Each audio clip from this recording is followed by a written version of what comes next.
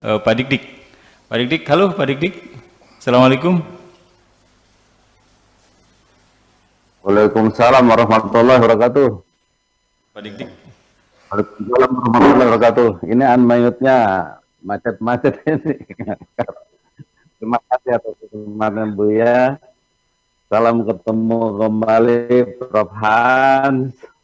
Sudah kangen lama sekali nggak ketemu. Buya, itu sebagaimana apa kata Buya, kalau sudah Prof. Han yang ini udah kesapu. Tapi namun demikian ada sisi lain yang ingin saya apresiasi atau sekaligus mau saya bertanya bagi Buya.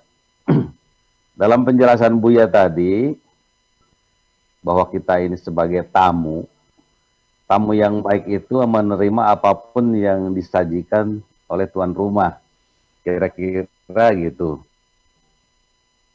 Kalau saya coba formulasikan dengan bahasa saya, bahwa tamu yang baik itu sebetulnya sudah tidak memikirkan apapun, meninggalkan pemberhalaan pada pikiran sendiri, menanggalkan pemberhalaan pada keinginan sendiri, memberhalakan pada ide-ide dan keinginan kita sendiri, dan lagi tidak menghalangi akses kita pada kebenaran yang tak terungkapkan oleh diri sendiri supaya hidup kita dalam ketaatan kepada Allah. Kira-kira kalau saya formulasikan dalam bahasa saya demikian Buya. Mohon koreksi kalau salah. Dikaitkan dengan premis yang ketiga tentang tujuan penciptaan alam semesta dan segala isinya ini, semua dicipta untuk kita, untuk manusia. Nah, kalau sendiri sekarang berangkat dari pemikiran ini untuk dicipta manusia, maka timbul pertanyaan. Pertanyaan ini berangkat bahwa saya melihat ada 3 klasifikasi orang yang menerima iman itu. Pertama, orang yang menerima iman tanpa pertanyaan apapun. Dia percaya dengan informasi yang dia tangkap, entah dari guru, entah dari mursyid, entah dari apa. Pokoknya apapun yang menjadi informasi yang diterima, dia terima. Kelas kedua, orang yang menerima iman itu, dia melakukan eksperimen, olah pikir, untuk menambah atau memperkuat keimanannya. Kemudian yang kelas ketiga adalah orang yang menerima iman itu karena dia sudah punya pengalaman perjalanan spiritual yang sudah nyampe pada kebenaran yang hakikat. Nah, yang menjadi banyak persoalan itu yang di kelas kedua itu kan, Bu ya. Kalau yang menerima tanpa pertanyaan apapun, damai sudah. Sebagai tamu di muka bumi itu damai sudah. Apalagi yang pada kelas ketiga yang sudah mengalami perjalanan spiritual, perjalanan rohani yang sampai kepada kebenaran yang selama itu tidak terungkapkan oleh orang biasa. Damai sudah. Justru yang gaduh itu ketika kita, ya mungkin termasuk kelas-kelas saya yang mencoba mengolah pikir, mempergunakan budi pilihan, rasa dan perasaan dalam rangka memperkuat keimanan itu. Maka pertanyaan yang timbul dikaitkan dengan itu semua, dengan premis ketiga itu, sebetulnya untuk apa kita ini diberikan budi pilihan, rasa dan perasaan dikaitkan dengan bahwa semua itu untuk peruntukan manusia. Padahal menjadi tuan rumah yang menjadi tamu yang baik adalah yang harus meninggalkan pemberhalaan pada pikiran kita sendiri. Itu aja Buya, terima kasih. Nyuwun sewu, matur nuwun atas segala kesediaannya dan mohon maaf atas segala kelancangannya. Assalamualaikum warahmatullahi wabarakatuh. Waalaikumsalam warahmatullahi wabarakatuh. Ya. Jadi memang jenis keimanan yang pertama ini mungkin yang menjadi mayoritas, yaitu tidak melalui proses berpikir yang cerdas, tidak menggunakan akal sehat yang tajam, tapi yang dipakai adalah jalur indoktrinasi. Jadi keimanannya itu datang dengan cara indoktrinasi, tutup matamu yang rapat, tutup pintu, tutup jendela, matikan lampu, pejamkan mata, percayalah. Sudah selesai. Itu yang pertama. Kebanyakan seperti itu.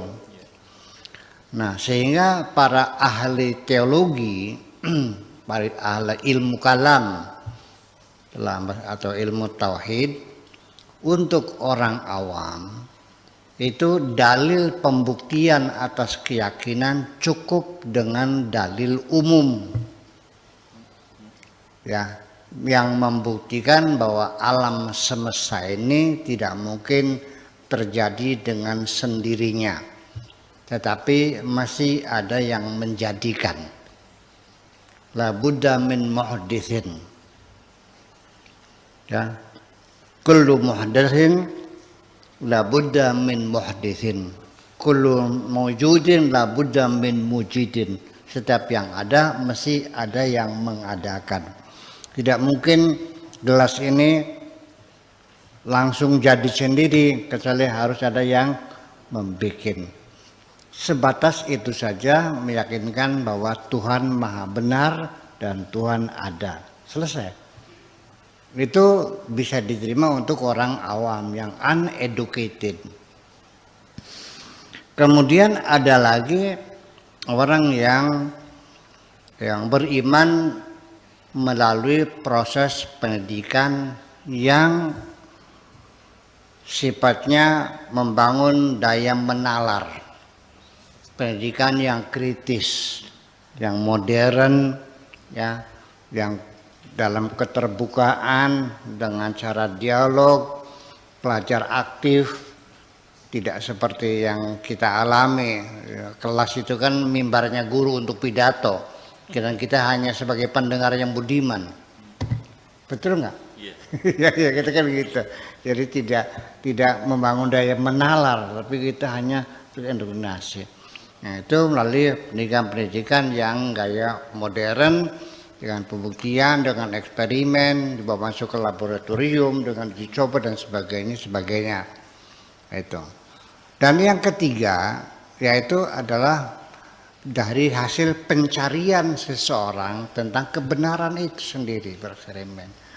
Apakah melalui mujahadah, melalui mulazamah, melalui muadzabah, dengan azkar, dengan istighosa, dengan aurat dan sebagainya, dengan puasa, dengan bertapa, dan maksudnya sampai kepada bentuk pertapaan yang nampaknya seperti penyiksaan diri, seperti itu, ya, merendam di sungai sampai 15 hari, tidur di atas paku yang tajam-tajam itu sampai 15 hari, sampai puasa nggak makan nggak minum 40 hari, sampai dia transparan dan transandental. Nah, itu juga dilakukan oleh orang-orang khusus macam itu. Dan ini kita tidak bisa memaksakan. Tipe yang ketiga ini tidak bisa kita implementasikan dalam pendidikan formal. Itu hanya ada pada sifatnya wilayah privasi saja, orang per orang pribadi, yaitu antara murid dengan mursyid yang bukan formal, ya. Nah, itu makanya. Jadi akibat dari itulah maka seharusnya Kementerian Agama ini mengemas kembali mata pelajaran akidah itu, bukan sebatas hanya menyampaikan dongeng-dongeng dan cerita-cerita. Di sekolah itu kan isinya cerita Nabi Adam, cerita Nabi Nuh, Nabi Hud, ya kan, cerita para nabi. Hanya dengan cerita semacam itu memang ada manfaatnya, tapi tidak membangun daya menalar seseorang untuk beragama itu. Nah, kemudian di dalam tarekat sendiri, dalam irsyad, ya seorang mursyid, itu ada seorang mursyid yang sifatnya ya seperti indoktrinasi juga, melalui pembeatan juga, tidak boleh banyak menyangkal, pokoknya yang penting apa kata mursyid ya harus nurut, ya tidak boleh ada keraguan. Ya semacam itu. Dalam berzikir ya harus membayangkan wajah mursyid, ada semacam itu. Di tarekat-tarekat itu ada semacam itu. Nah, ada lagi seorang mursyid yang memang keterbukaan, dia membimbing tetapi tidak tidak menutup logika yang cerdas, ya, tidak menutup daya menalar, malah justru dikembangkan melalui berbagai macam ilmu pengetahuan, sains dan teknologinya segala macam. Itu beragam sekali. Saya kira nanti pada akhirnya konsep-konsep tentang ketuhanan di dalam pikiran kita yang satu agama saja, ya, itu konsep ketuhanannya tidak mungkin akan sama dalam dua otak yang berbeda. Iya kan? Umpamanya ahli sunnah wal jamaah dengan Jabariyah dengan Mu'tazilah, itu konsep ketuhanannya berbeda.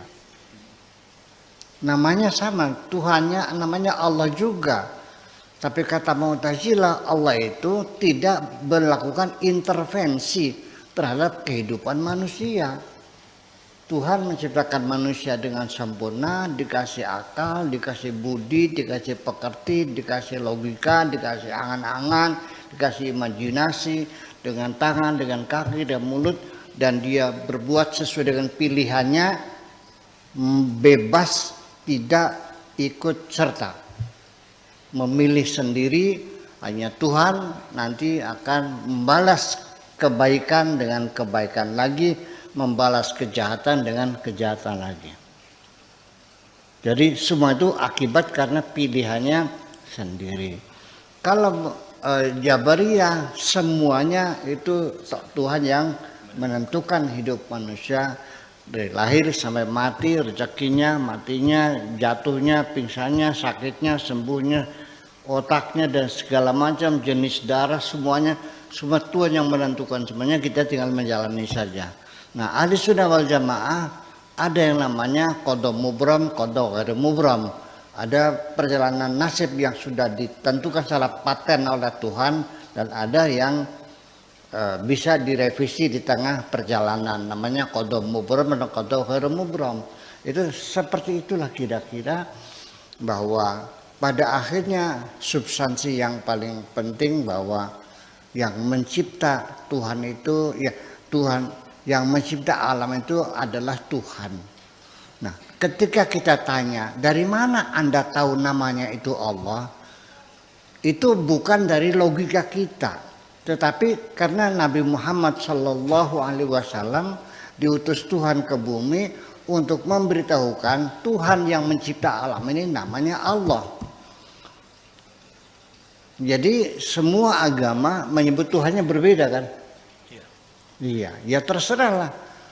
Nah, Kejawen saja lain, Sunda Wiwitan ya lain lagi, apalagi Garingan lain lagi, Majusi lain lagi, Manawi lain lagi, Zoroaster lain lagi, Kongfucu lain lagi, semua nama Tuhannya berbeda-beda semuanya. Yang penting bahwa nama silakan berbeda bagi saya, yang penting adalah substansinya, bahwa Tuhan adalah Sang Pencipta yang Maha Esa, yang sudah saya sampaikan arti maknanya Esa itu seperti apa. Bukan hanya bilangannya satu, tetapi keesaan Tuhan itu adalah kesatuan yang mutlak, segala-galanya, you are my everything. Terima kasih, begitu kira-kira Pak Dik Dik. Baik, demikian tadi Pak Dik Dik penjelasan yang telah disampaikan oleh